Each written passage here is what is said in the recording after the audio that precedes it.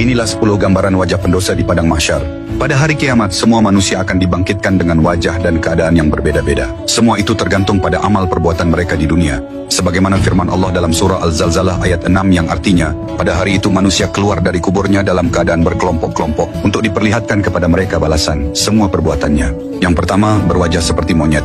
Mereka adalah orang-orang yang ketika di dunia suka menyebarkan fitnah di antara manusia.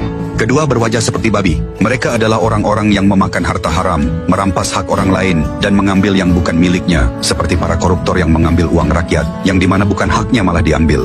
Ketiga, tubuh terbalik. Mereka berjalan dengan kepala di bawah dan kaki di atas. Ini adalah balasan bagi orang-orang pemakan riba. Dan di neraka perut mereka akan dipenuhi ular. Ini berdasarkan kesaksian Rasulullah SAW yang melihat hal ini langsung saat Isra Mikraj. Beliau bersabda, "Aku mendatangi suatu kaum, perut mereka seperti rumah yang dipenuhi ular, yang tampak dari luar perut mereka." Lalu malaikat Jibril menjelaskan, mereka adalah orang-orang yang memakan riba. Hadis riwayat Ibnu Majah. Yang keempat, buta.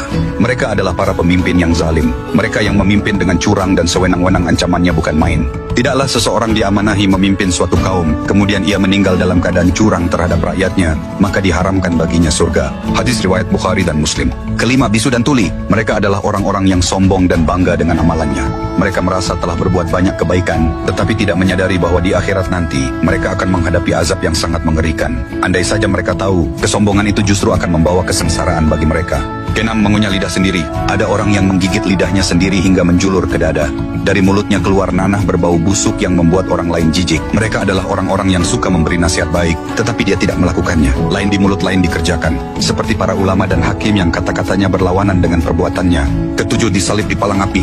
Mereka adalah orang-orang yang suka memfitnah atau mengadukan berita bohong kepada penguasa. Di padang mahsyar, mereka akan disalib di atas palang-palang api. Kedelapan, tangan dan kaki terpotong. Mereka adalah orang-orang yang suka usil atau mengganggu tetangganya. Rasulullah SAW bersabda, "Demi Allah tidak beriman. Demi Allah tidak beriman.